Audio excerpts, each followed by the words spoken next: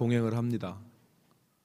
그 하나가 죄를 지음으로 얻는 즐거움이 하나가 있고, 다른 하나가 죄를 지음으로 받게 되는 죄값이 다른 하나입니다. 이 두 가지가 같이 갑니다.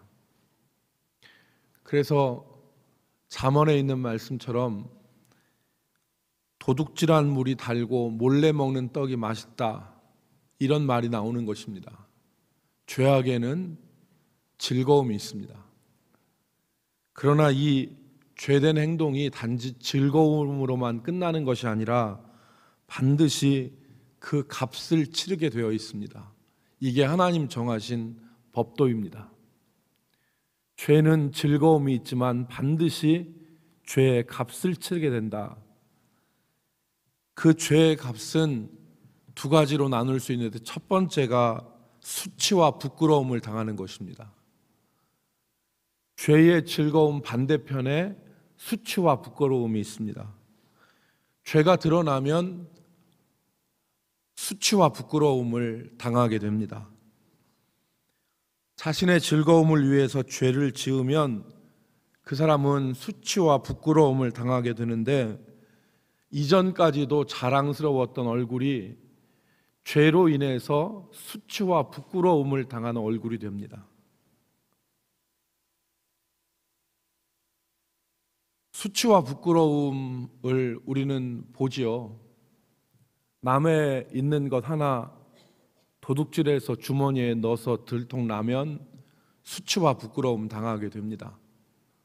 요즘 사회적으로 수치와 부끄러움을 당하는 사람들이 많지 않습니까? 정말 촉망되었던 자랑스러운 얼굴도 한순간에 눈을 마주치지 못할 부끄러움의 대상이 되는 것을 우리는 바라보고 있습니다. 여러분, 그런데 이 죄에는 수치와 부끄러움뿐만 아니라 죄에 대한 형벌이 따릅니다. 매를 맞든지, 아니면 벌금을 내든지, 아니면 감옥에 들어가서 징역을 살든지 죄의 대가를 치르게 됩니다.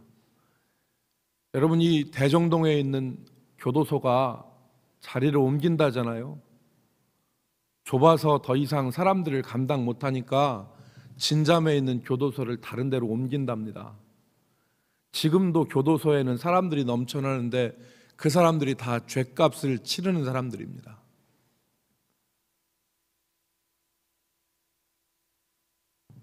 죄를 짓고도 수치와 부끄러움을 당하지 않는 경우가 있습니다.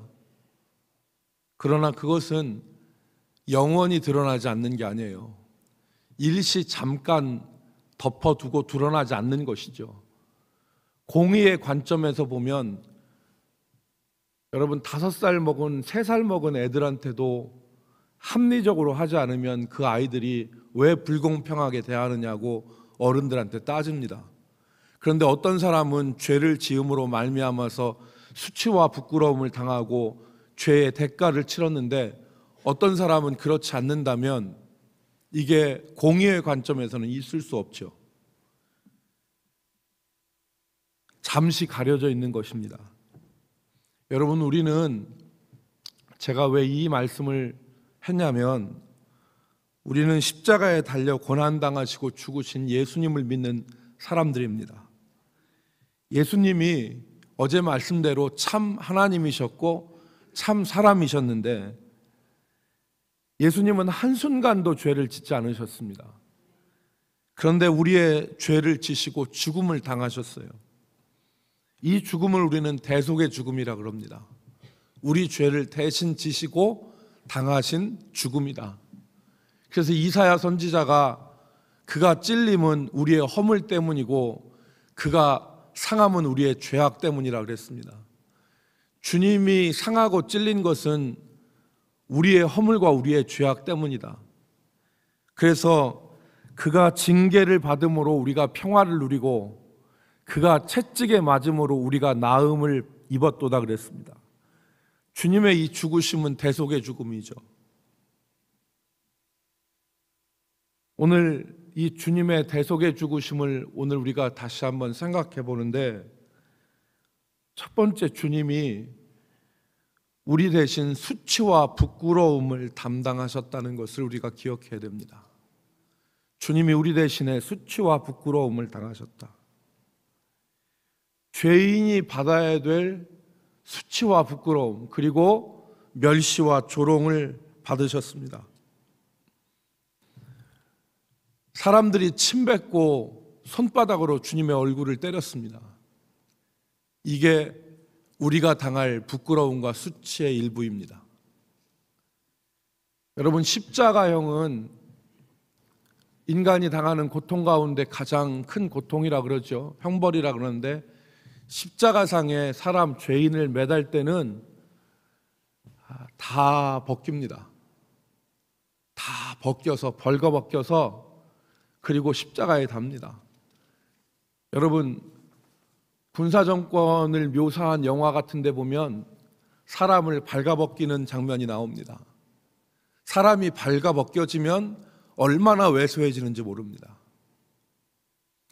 그 수치를 당하게 한 겁니다. 다 큰 성인이 아무것도 걸치지 않는 벌거벗은 몸으로 사람들에게 이리 채이고 저리 채이고, 그리고 십자가에 매달려서 있는 그 수치를 당하게 한 겁니다.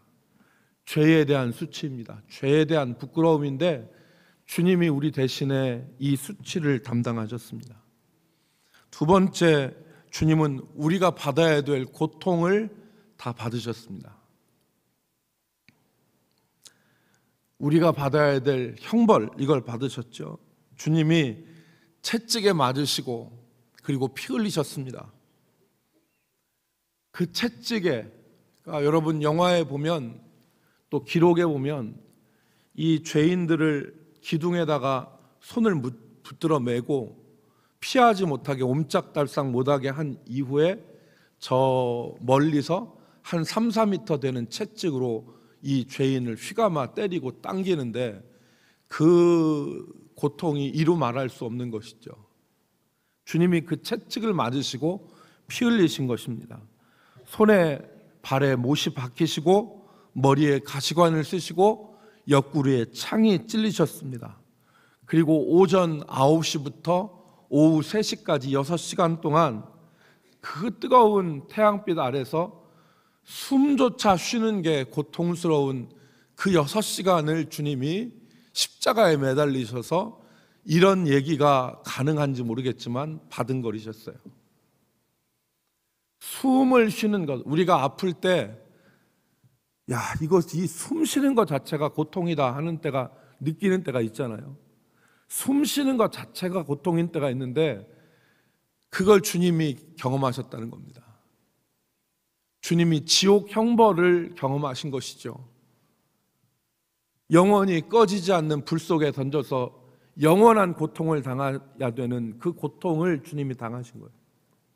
우리 대신, 주님은 죄가 없으신 분인데 우리 대신 죄를 지시고 죄의 형벌을 당하신 것입니다. 세 번째는, 주님은 우리의 죄악으로 인해서 하나님께 버림받는, 외면당하는 고통을 당하셨습니다. 오늘 주님이 십자가에서 네 번째 하신 말씀이 엘리 엘리 라마 사막단인데, 나의 하나님 어찌하여 나를 버리시나이까, 이 말 아닙니까? 하나님은 죄악과 함께 하실 수 없는 분이죠. 그러니까 아들이지만 그가 짊어진 그 죄악 때문에 아들을 안을 수가 없는 겁니다. 그래서 하나님이 외면하시고 하나님께 버림당한 겁니다. 어떠한 희망과 자비와 긍휼도 기대할 수 없는 버림받은 그런 존재가 주님이 되신 겁니다. 죄를 짓고 난 이후에 우리가 당할 처지죠. 운명이죠. 죄를 짓고 난 이후에 버림당하는 것을 주님이 당하신 거예요. 여러분, 어떤 주석가들이 예수님께서 십자가에 달려서 하나님께 버림받고 숨 거두실 때 한 가닥 희망이 예수님한테 남아 있었을 것이다, 그렇게 추측을 합니다. 한 가닥 희망. 그게 뭐냐면 옛날에 이삭처럼 하나님이 자기를 이 고통 가운데서 건져주시고 끝까지 버리지 않으실 것이다 라는 한 가지 희망, 한 가닥 희망이 예수님에게는 남아 있었을 것이라고 추측을 해요. 이삭과 예수님 사이에는 유사점이 많죠. 첫 번째는 이삭도 예수님도 죽음을 앞에 두고 있었습니다.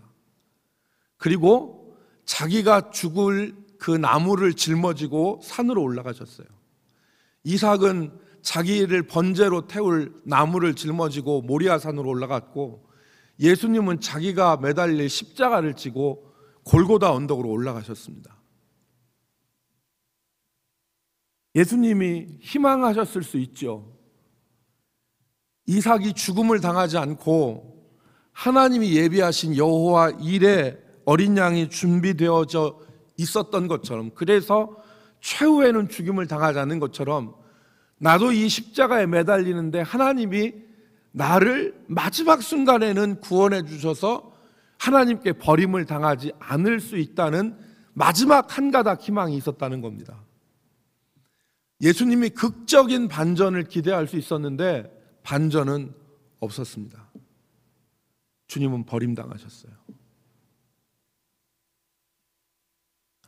아들을 외면하셨죠. 왜? 다른 것이 없었어요. 우리 죄를 사할 수 있는 다른 대체물이 없었던 겁니다. 엘리 엘리 라마 사막다니는 이 절규입니다. 하나님, 나의 하나님, 나의 하나님, 어찌하여 나를 버리시나이까? 하나님 앞에 죄를 짓고 철저하게 외면당하고 버림당한 주님의 그 절규인 거죠.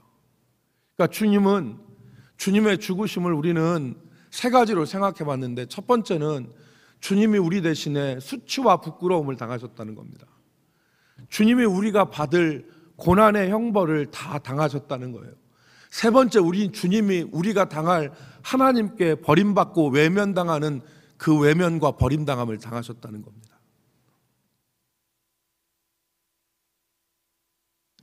이거는 원망의 절규가 아니라 순종의 절규입니다. 왜? 요한복음 10장 18절 말씀에 보면 예수님이 자신의 죽음에 대해서 이렇게 말씀하셨어요.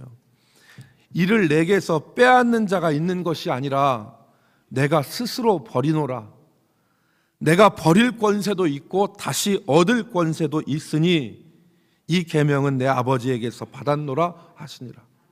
주님이 버릴 권세도 있고 다시 얻을 권세도 있는데, 아버지가 외면하는 그 외면을 주님이 어찌하여 나를 버리시나이까로 절규했지만, 이 절규는 원망의 절규가 아니라 아버지 뜻에 순종하시면서 행하신 절규라는 것을 우리는 기억해야 됩니다. 사랑하는 성도 여러분, 오늘 주님이 나를 대신해서 십자가를 지셨습니다. 그 십자가를 지신 것은 나 대신에 수치와 부끄러움을, 나 대신에 형벌을, 나 대신에 하나님께 버림당하고 외면당하는 이 철저한 고통을 다 당하신 거예요. 그래서 우리가 이제 내일 모레 살펴보겠지만 주님이 다 이루었다 말씀하셨는데, 이 다 이루었다는 말은 헬라어로 테텔레스타이란 말인데, 이 말은 완불했다는 말이에요. 완불. 초기에 계약금 걸고 중도금 걸고 잔금 치르면 집이 내 것이 되는 것처럼 그때의 상업적인 용어였습니다. 다 완불했다. 그러니까 우리의 죄값, 우리의 죄에 대한 형벌, 우리의 죄에 대한 이런 모든 것을 다 주님이 대신 지셨다는 겁니다. 그 주님이 우리를 대신해서 자신을 던지시고 십자가에 못 박으시고 우리를 죄악에서 건져내신 겁니다. 그러므로 그리스도 안에 있는 자들에게는 다시 정죄함이 없다는 말씀은 바로 이 말입니다. 다 완불되었기 때문에 오늘 그 주님이 고통당하셔서 나를 구하셨습니다. 내가 받아야 될 수치와 부끄러움, 내가 당해야 될 고통과 저주, 내가 받아야 될 하나님으로부터 버림당함을 다 주님이 대신 지시고 우리를 하나님의 품속으로 인도하신 것입니다. 이 주님을 기억하고 또 주님의 사랑을, 하나님의 사랑을 기억하는 하루가 될 수 있기를 주의 이름으로 축복합니다. 기도하겠습니다.